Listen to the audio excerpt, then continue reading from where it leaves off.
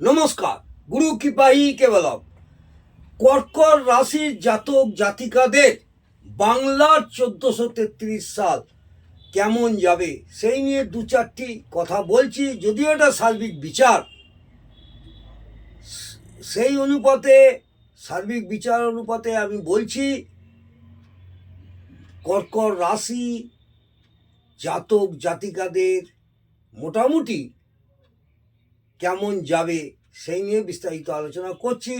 মন দিয়ে শুনুন। কর্কট রাশির অধিপতি গ্রহ হলো চন্দ্র।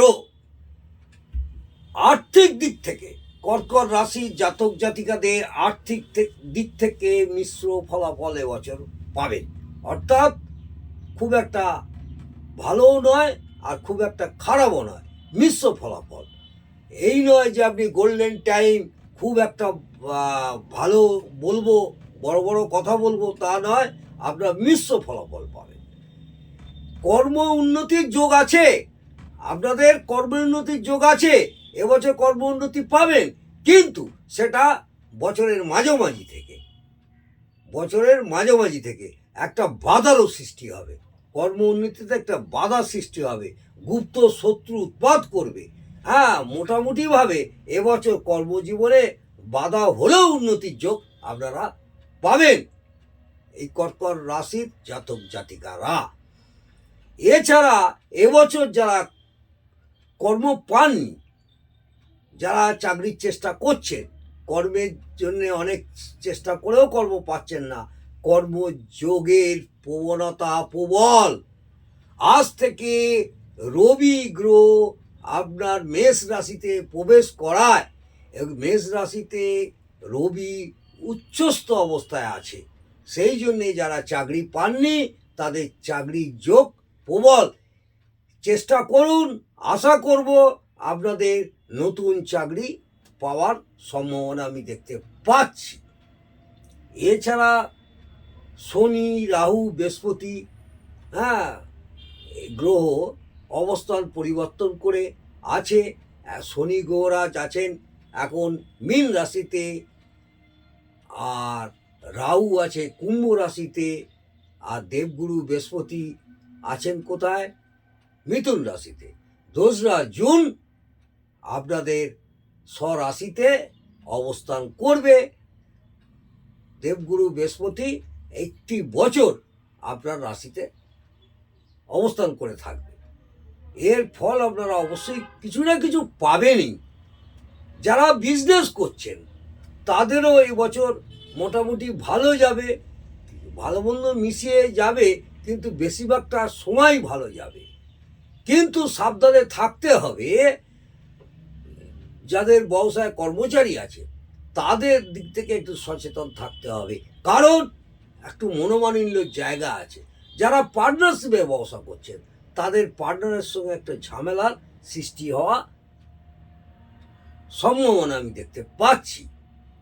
এবছর কর্কট রাশির জাতক জাতিকাদের একটু মাঝে মধ্যে অসুখ বিসুখের সম্ভাবনাও দেখা যাচ্ছে।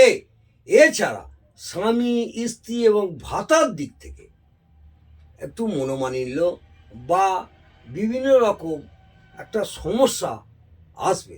সমস্যার সমাধান হয়ে যাবে, সেটাও সম্ভাবনা আছে। বিভিন্ন রকম সমস্যার সম্ভাবনা থাকে।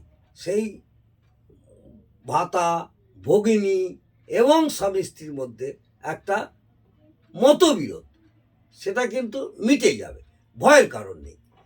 মাথা ঠান্ডা করে চলবেন সারা বছর, সেদিকে খেয়াল রাখবেন, কোনো ভয় নেই। সন্তানের লেখাপড়া নিয়ে চিন্তার কারণ হবে। এবছর সন্তানের লেখাপড়া নিয়ে একটু চিন্তার কারণ হবে। এমনকি সন্তানকে নিয়ে জীবন সংশয়ও দেখা দিতে পারে, বা ভারী বিপদ বা অসুখও সন্তানের হতে পারে। সামান্য কিছু হলেই সুচিকিৎসকের পরামর্শ নেবেন। সন্তানের দিক থেকে আপনাদের একটু উদ্বেগ দেখতে পাচ্ছি। কর্কট রাশির জাতক জাতিকাদের বিশেষ করে খেয়াল রাখবেন। সকলেরই হবে তা নয়, বাচ্চার দেখে তো আমি বলছি না, আমি সার্বিক বিচার করছি, একটু যৌন ব্যাধি, একটু পেচ্ছাপের সমস্যা বা পেচ্ছাপের মধ্যে ইনফেকশান, এইগুলো হওয়ার সম্ভাবনাও আমি প্রবল দেখতে পাচ্ছি এবছর। সেরকম হলে সুচিকিৎসকের পরামর্শ নেবেন, অল্পতেই চিকিৎসকের পরামর্শ নেবেন। সারা বছরটাই আপনাদের ভালো কাটবে এবং দাম্পত্য সুখ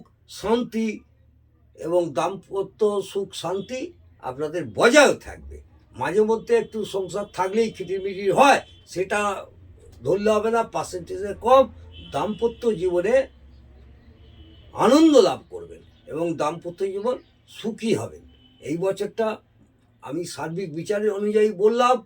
আপনারা ভালো থাকুন, সুস্থ থাকুন, সব সময় আনন্দ থাকুন এবং সকলকে আনন্দ রাখার চেষ্টা করুন। দেখবেন পজিটিভ চিন্তাভাবনার মধ্য দিয়ে আপনাদের সারা বছরটাই ভালো কাটবে। অপরের ভালো চাইবেন, তাহলে দেখবেন নিজের ভালো অবশ্যই হবে।